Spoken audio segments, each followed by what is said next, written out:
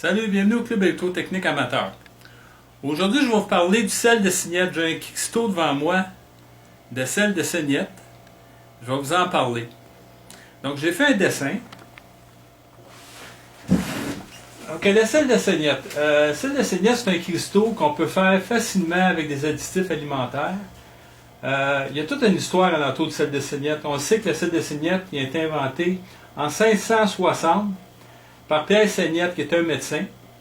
On s'en servait pour traiter le rhumatisme, l'asthme, la goutte, puis c'était même un laxatif. Beaucoup plus tard, vers à peu près 1880, où ce que Pierre et Jacques Curie faisaient des expériences pour essayer de démontrer le principe de la piézoélectricité, on s'est rendu compte que les cristaux de sel de Signette pouvaient générer une tension électrique, piézoélectrique, lorsqu'il y avait une force ou une friction mécanique à travers du cristal.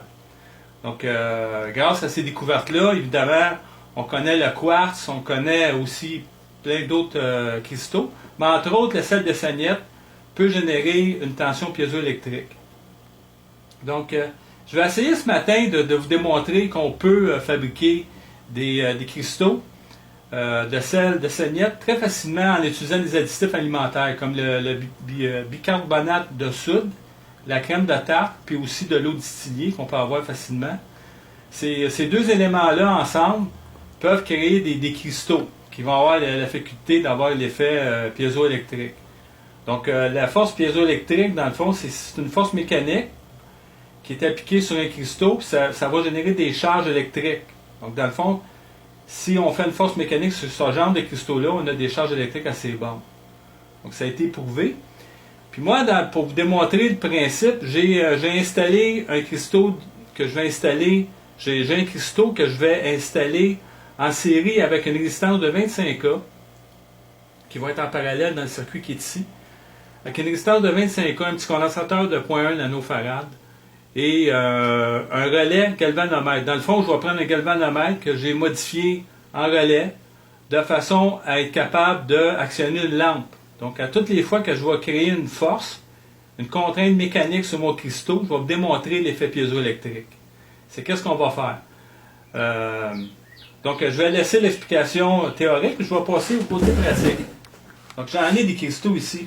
Vous voyez, j'en ai mis beaucoup sur la table. J'en ai un que j'ai installé sur un papier aluminium. J'ai installé un jumper d'un côté, ça va servir de première électrode. Puis le deuxième jumper, lui, il est placé sur le dessus. Puis j'ai relié ça avec du scotch. Avec simplement un scotch pour maintenir tout ça ensemble. Donc en théorie, si je donne des petits coups sur mon cristaux, je devrais avoir l'effet piézoélectrique. Je vais vous démontrer que la lampe qui est ici va être active à toutes les fois que je vais donner un coup dessus. Mais avant ça, je vais vous parler des deux additifs qu'on utilise. Le bicarbonate de soude, à peu près 500 grammes. Et la crème de tarte. Ça prend deux contenants comme ça d'à peu près 86 grammes. Il y a des recettes qui existent sur Internet qui sont assez complets. Vous avez juste à faire fabrication de sel de Signette, puis vous allez avoir tous les détails pour faire la recette. Donc, je peux en parler quand même un peu. Ça vous prend au départ le bicarbonate de soude que vous devez aller au four. Vous devez le mettre au four pendant 3 heures de temps à 350 degrés Fahrenheit et 1 heure à 450 degrés. Une fois que c'est prêt, vous le laissez de côté. Vous prenez votre crème de tarte, puis vous l'installez dans de l'eau distillée dans un contenant à peu près 150 millilitres d'eau, plus la crème de tarte que vous mélangez. Et ça à une température dans un bain-marie d'à peu près 160 degrés Fahrenheit.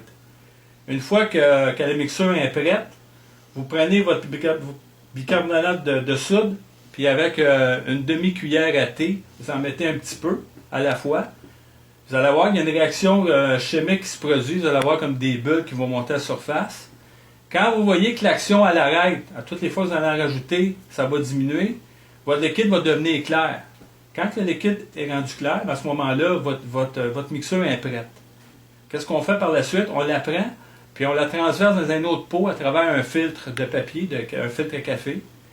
Et ensuite, vous prenez la mixture, vous la laissez sur le bord d'une fenêtre où il y a de la fraîcheur pendant une journée, puis vous allez vous retrouver avec des cristaux.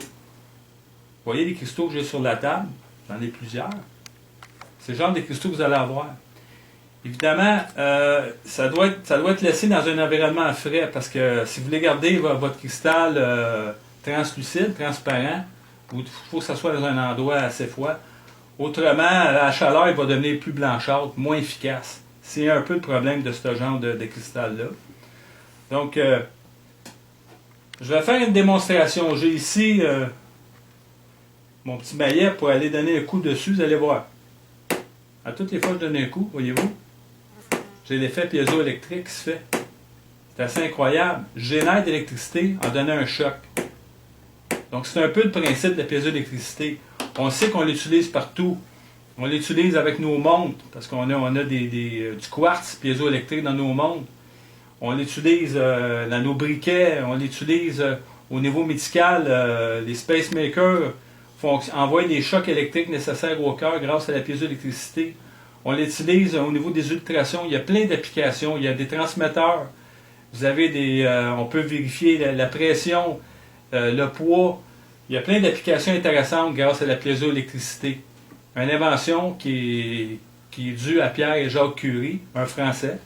Donc, je pense que c'est une grande découverte, puis qu'on l'utilise beaucoup aujourd'hui, en espérant que vous avez apprécié. À la prochaine.